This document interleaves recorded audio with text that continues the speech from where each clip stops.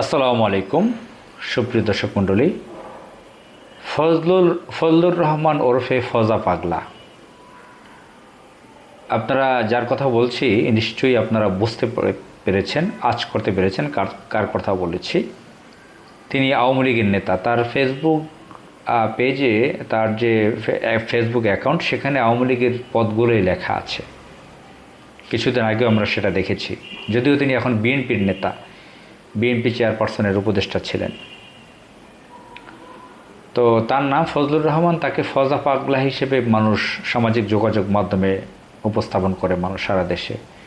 আপনারা এটাও নিশ্চয়ই লক্ষ্য করেছেন, জাতীয় সংসদে তিনি নিজেকে নিজেই ফজা পাগলা বলেছেন। সেই কথাটাও ভাইরাল হয়ে গেছে সামাজিক যোগাযোগ মাধ্যমে।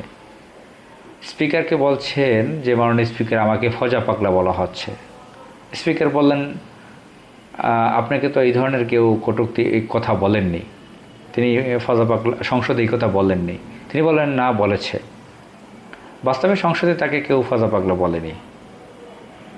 তো তিনি নিজে যন্ত্রণার কারণে চতুর্দিক থেকে যখন তাকে বলা শুরু হয়েছে বাহিরে, তো যন্ত্রণার চোটে তিনি সংসদেই নিজেকে নিজে ফজা পাগলা বলে ফেলেছেন।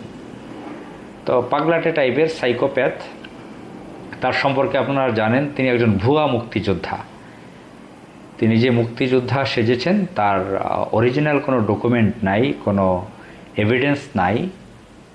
তিনি ভালো কোনো তথ্য দিতে পারবেন না যে কোন জায়গায় কীভাবে কি তিনি দায়িত্ব পালন করেছেন ৭১ সালে। তিনি ভুয়া মুক্তিযোদ্ধা, অথচ তিনি বীর মুক্তিযোদ্ধা সেজেছেন ৭১-এর, এবং ৭১-এর চেতনা মারাত্মকভাবে তিনি সেল করেন, বিক্রি করেন। তো এই লোক কিশোরগঞ্জ থেকে এমপি হয়েছে। কিভাবে এমপি হয়েছে জানি না। এখন আওয়ামী লীগের লোক ভোট দিয়ে তাকে এমপি করেছে, না ইঞ্জিনিয়ারিং করে। ইঞ্জিনিয়ারিং তো নির্বাচনও হয়েছে, ইঞ্জিনিয়ারিংয়ের মাধ্যমে হয়েছে, এটা বোঝা গেল না। এর মতন লোকও এখন সংসদে গিয়েছে। এবং সংসদে গিয়ে আওয়ামী লীগের আমলে যে পাগলামিটা করতো আওয়ামী লীগের লোকজন, তাদেরকেও ছাড়িয়ে গেছে। এই চেতনার ব্যবসা, জামাতকে গালিগালাজ করে, এটাকে জাতীয় সংসদ না তাদের আওয়ামী লীগের ক্লাব, এটা বোঝা যায় না। এটা আওয়ামী লীগের ক্লাব বানিয়ে ফেলেছে, যদিও সে বিএনপির নেতা হিসেবে পরিচিত। এই ফজা পাগলার সাথে আমার ব্যক্তিগতভাবেও পরিচয় হয়েছিল। তার বাসায় গিয়েছিলাম ইন্টারভিউ নিতে, দীর্ঘ সময় ছিলাম। বেশ সৌজন্যতা দেখিয়েছে, স্নেহ করেছে। যেহেতু প্রবীণ ব্যক্তি, আমি জুনিয়র তরুণ, আমাকে স্নেহ দিয়েছে, আপ্যায়ন করিয়েছে। তার স্ত্রী পাশে এসে বসেছিল, আমার সাথে কথা বলেছিল। তার স্ত্রী আবার হিন্দু ধর্মের আইনজীবী। সে আইনজীবী, তার স্ত্রী আইনজীবী। ছেলেমেয়েরা বিদেশে থাকে, একজন মনে হয় দেশে থাকে। তো তার অনেক ব্যাপারে আমি ইন্টারভিউ নিয়েছি, কথা বলেছি তার সাথে, এই ইলেকশনের অনেক আগে। তো তিনি এখন টেমপি হয়ে গেছেন। তার যে মুক্তিযুদ্ধের চেতনার ব্যবসাটা করেন মারাত্মকভাবে। তিনি জামাতকে গালিগালাজ করেন, আওয়ামী লীগকেও হার মানিয়েছে যেভাবে তিনি জামাতের বিরুদ্ধে লেগেছেন।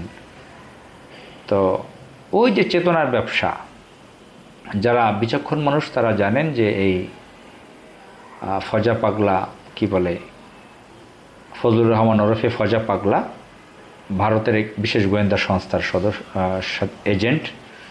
ভারতের হয়ে বাংলাদেশে কাজ করে। সে এখন পর্যন্ত আওয়ামী লীগ, উপরে বিএনপি। তো তাকে দিয়ে হয়তো পাশের দেশ ভারত অনেক গেম খেলার চেষ্টা করবে। তাকে সাধারণ দৃষ্টিতে দেখার কিছু নেই। সাংঘাতিক ব্যাপার।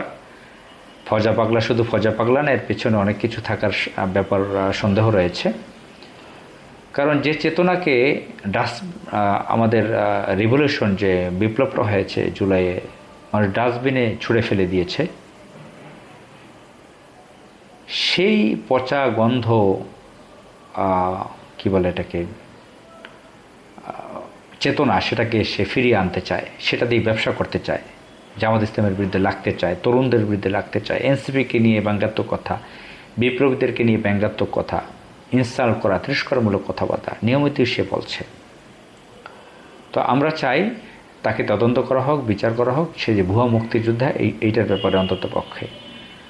আসসালামু আলাইকুম।